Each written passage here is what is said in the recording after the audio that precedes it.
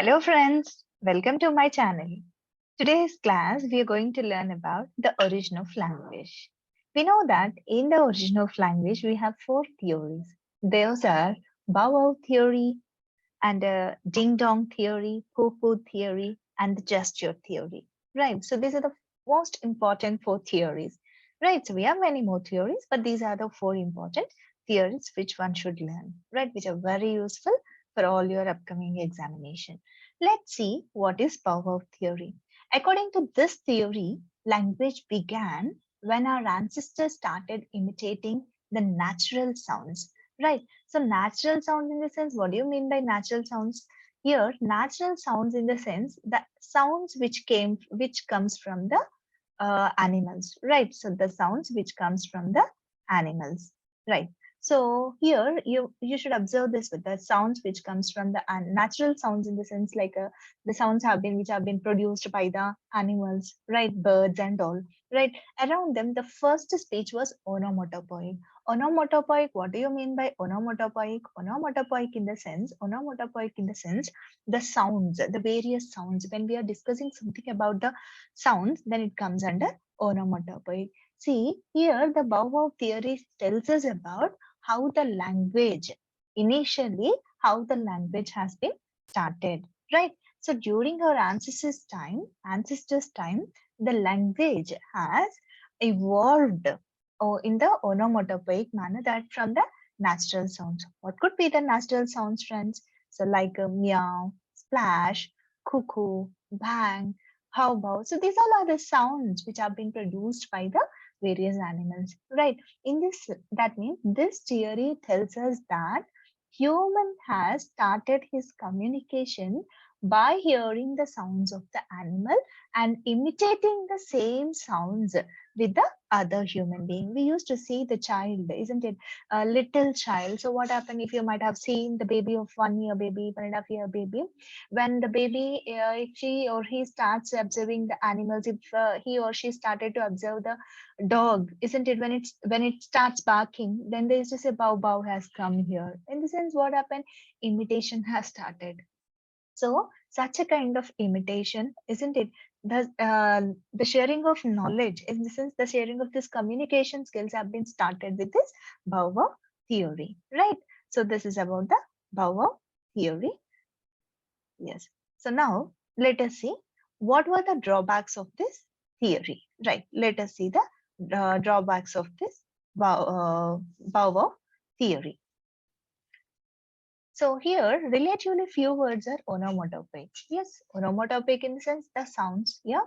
So, and these words vary from one language to another language. So yes, many of the words when we are speaking. So what here in India? So what happened? The language and the sounds which have been produced, is different when it compared with the in so what in China. In addition, many onomatopoeic words are often recent origin and not all are derived from the natural sounds, right? So this is about the bow theory, right? Next theory. So what is the next theory? That is ding dong theory. So ding dong theory. So what could be the ding dong theory? Ding dong theory, on the other hand, right? So ding dong theory, on the other hand, you can see that language developed as a response to the essential qualities of objects, isn't it? Essential qualities objects in the sense, here the first sounds that people made were in harmony with world. Harmony, what do you mean by harmony? Right, so they used to harmony with world. So here you can see harmony with the world. The first words were signs, the form of which were an exact image of their meaning, isn't it? So here you can see that were sign in the sense, what do you mean by sign? In the sense, what happened here, the movement which has been produced with the sound, isn't that comes under the sign? But however, it may not be possible to establish firmly that there is a connection between meaning and a sound, right? So there is some kind of, see, when we observe the movement and the sound, so some sort of difference is observed. So here, ding dong theory, this theory has brought up by a German scholar, Max Muller. So especially this theory states that it's so what here, there is a difference, isn't it, which can be observed that from the movement, isn't it? So, which is an imitation of movement rather than a sound, isn't it? So, what happened here? The sound, the difference is observed, the sound as well, the movement. So, that states about this ding dong theory. Ding dong theory states that the movement rather than a sound, isn't it? So, what here? It's some sort of difference which is observed when compared with the movement as well the sound. Those things tells us about this ding dong theory, right? So now, yeah, let's see another theory. What is the third theory? Let us see the third theory.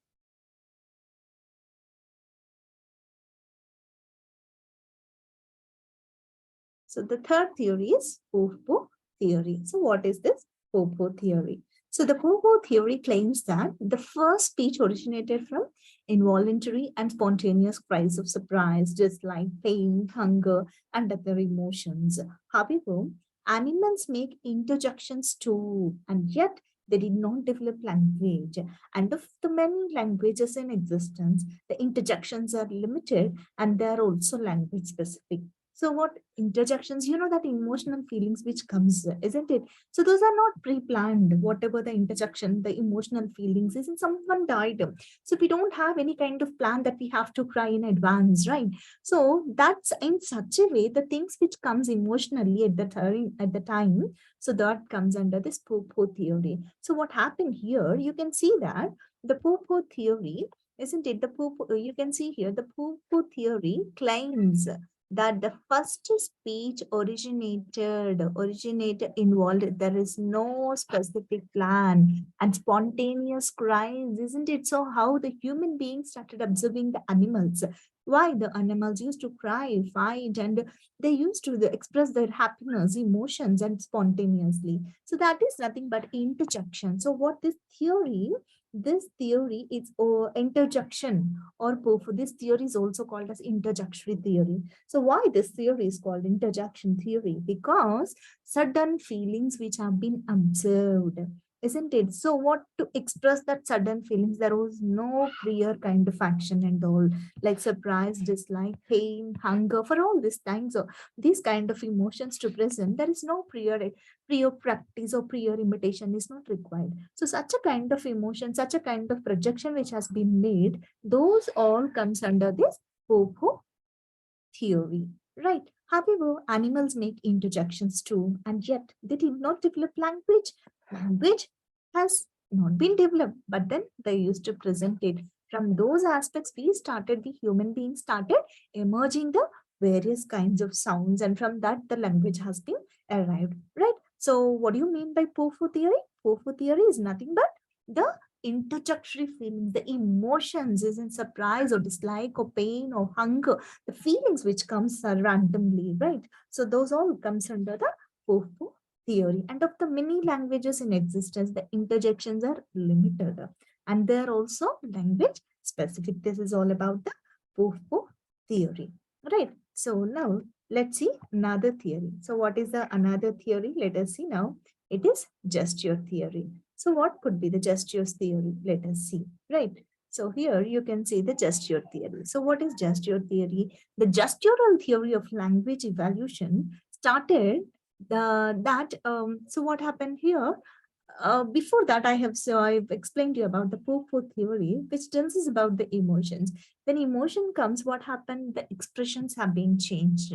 The expressions as per the thing, as per the particular period of time, it changes. That particular moment, whatever it changes, that is nothing but the gesture. The gestural theory of a language evaluation states that the languages that humans speak today arose from an earlier form of communication that was expressed primarily through an arm and a hand gestures. Isn't it? Something happens. What happened just by looking seriously? That's a kind of gesture. And something happened just by raising the hand. We used to explain something else like that, right? So words are not coming out, but our action tells what we feel, right? So such a kind of things, what we are expressing through the action, we are expressing by using our body parts and all, that comes under gesture theory, right? So these are the four important theory That comes under the origin of language, right? Hope my class is very clear and you could able to understand what I have taught you, friends. So once again, let us recapitulate what were the different theories, right? Yes, just a minute. Well, let us, yeah. So let us recapitulate the previous theories, whatever it has been taught again. Yes, let us get back. Let us see all the theories once again. Let's recapitulate the theories. Bao theory, it tells us about the sounds, isn't it? So initially, the man has started learning the sounds. That means they started observing the animals, the various sounds that they are producing, isn't it? And those sounds have been imitated by the man. That is nothing but Baobab theory, right? And then coming to the next theory, what it is ding dong theory, isn't it? So what is this ding dong theory? So in a simple, we can say that this is the theory which has been adopted by Max Muller, a German scholar. It is imitation. That means imitation of movement rather than a sound, isn't it? Movement and sound is different. We cannot compel both the things at once, right? So those things have been expressed by this ding dong theory, right? And then coming to the next theory, that is Pooh-pooh theory. So Pooh-pooh theory is nothing but it is all about interjection. Interjection, nothing but the emotional feelings, isn't it? So various kinds of feelings we have. It may be the pain, it may be the dislike, it may be the surprise or hunger. Those things which we express suddenly, which we express randomly without any specific plan and all, that comes under Popo theory, right? So next coming to the fourth theory, that is just your theory. So what happened? Just your theory here. So what the feelings which we have without expressing in the form of words or in the form of any kind of bow or something like theories. So what simply we express it with our sign, maybe by looks, by hands, isn't it? By body, isn't it? By facial expressions, by arms and all, the various feelings which we express by using our body parts. And the feelings are conveyed without using words and all. That comes under gesture theory. So I hope you're clear with this four theories. Thank you. Have a nice day.